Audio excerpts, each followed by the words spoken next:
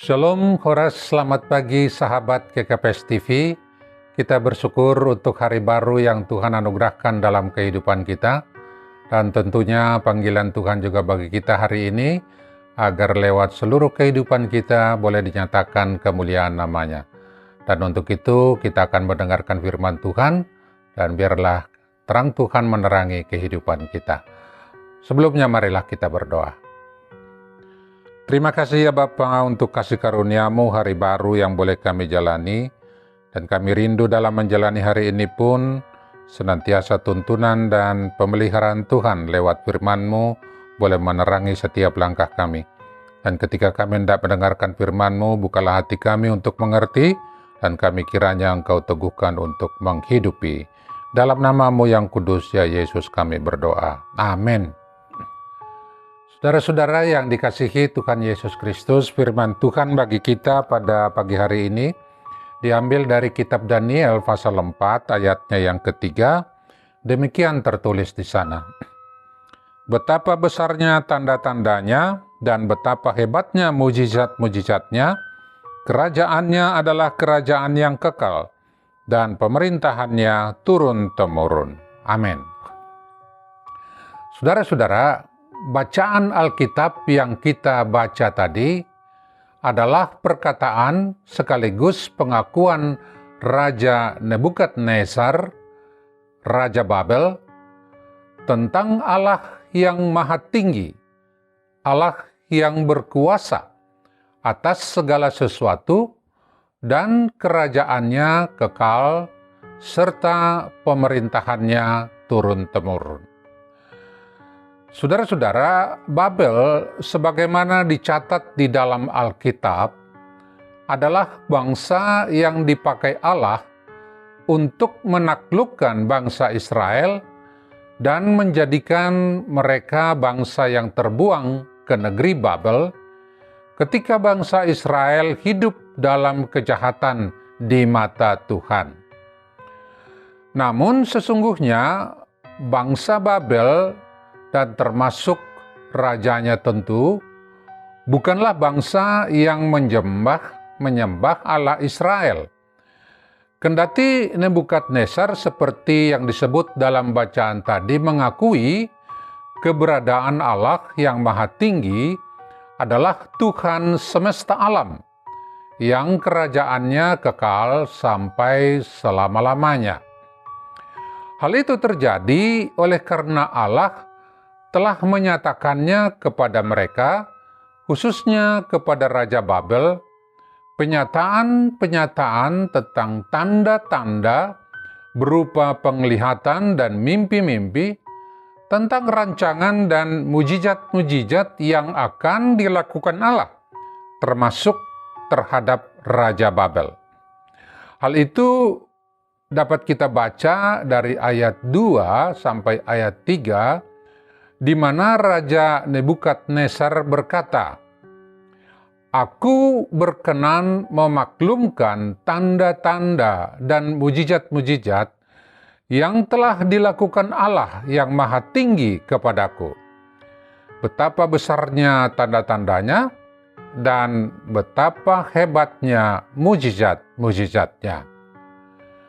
Demikianlah saudara-saudara, tanda-tanda itu kemudian menjadi kenyataan historis dari apa yang terjadi kepada Raja Nebukadnezar serta raja-raja yang berkuasa sesudahnya, sesuai dengan penglihatan yang diberikan kepada mereka. Dan ini menegaskan bahwa Allah berdaulat atas siapapun di tengah dunia ini dan bebas untuk memilih mereka sebagai alat penyataan bagi kemuliaan namanya. Nah, saudara-saudara, karena itu, dari apa yang diberitakan kepada kita lewat bacaan Alkitab tadi, tentunya dapat kita petik yang menyatakan kebenaran firman Tuhan bagi kehidupan kita sekarang ini pun.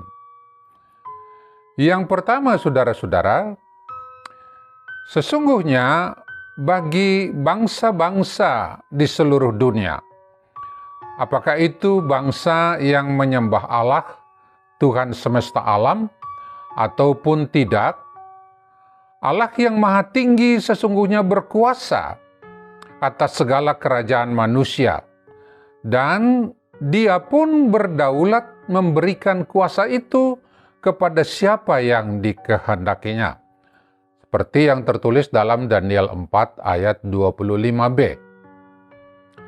Allah yang Maha Tinggi adalah Allah yang berdaulat atas segala bangsa dan memegang sejarah kehidupan seturut dengan rancangan yang ditetapkannya. Demikianlah sesungguhnya kesaksian Alkitab tentang kemahakuasaan Allah terdapat di setiap masa dan kejadian-kejadian yang terjadi di tengah dunia ini. Sejak Dia menciptakan segala sesuatu sampai kepada akhir zaman. Terlepas manusia itu mengakuinya atau tidak, hal itu tidak akan mengurangi kemahakuasaan Allah dan pemberlakuan segala rancangannya sejak semula sampai kepada akhir zaman.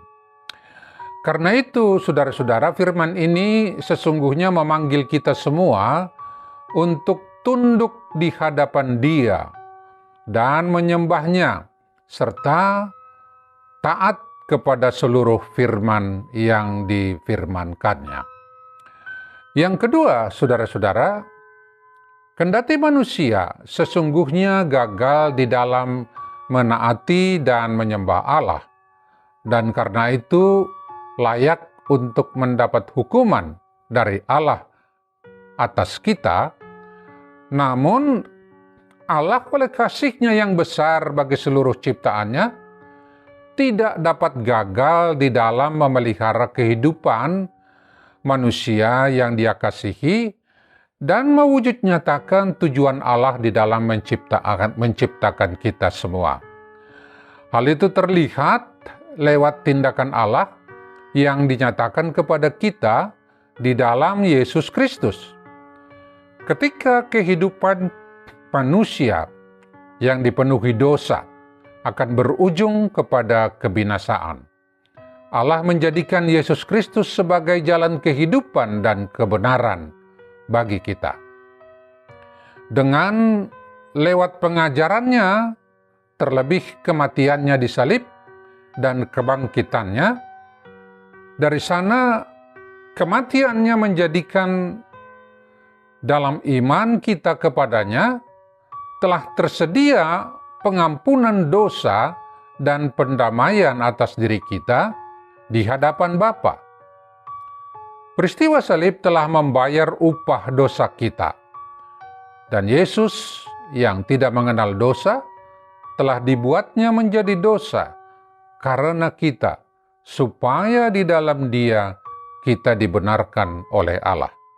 2 Korintus 5 ayat 21. Demikianlah kita semua yang dahulu memang hamba dosa, tetapi sekarang telah dimerdekakan dari dosa dan menjadi hamba kebenaran.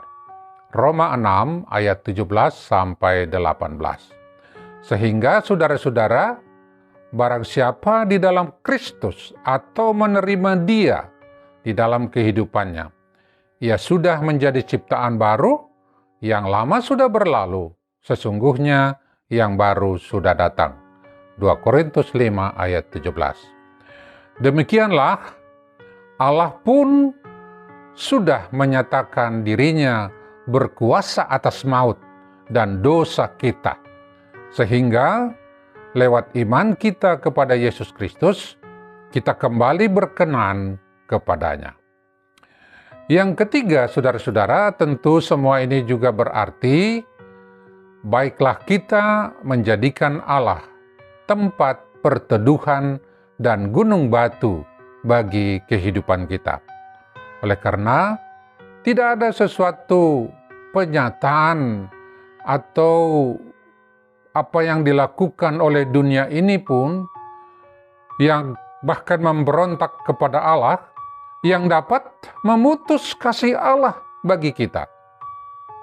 Karena itu, kebenaran ini juga memanggil kita untuk apapun yang kita lakukan dalam kehidupan, biarlah itu menyatakan kemuliaan bagi namanya.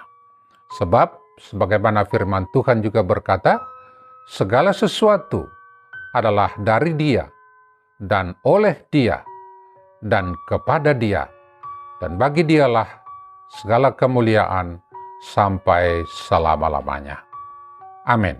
Mari kita berdoa. Kembali kami bersyukur kepadamu ya Bapa, Allah kami yang maha tinggi, yang berkuasa atas segala sesuatu. Dan di dalam kuasa-Mu-lah yang memeliharakan kehidupan kami. Kendatipun dunia ini dan kami sudah memberontak kepadamu dan melawan Tuhan, Engkau di dalam Yesus Kristus juga sudah menyediakan jalan kehidupan dan kebenaran bagi kami, agar kami boleh kembali diterima-Mu, diterima oleh Bapa, oleh dan dalam pengorbanan Yesus Kristus, Tuhan Juru Selamat kami yang hidup.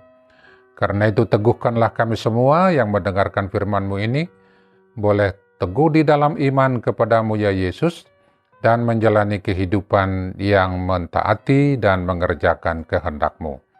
Bagimu segala hormat kemuliaan dari selama-lamanya sampai selama-lamanya. Amin.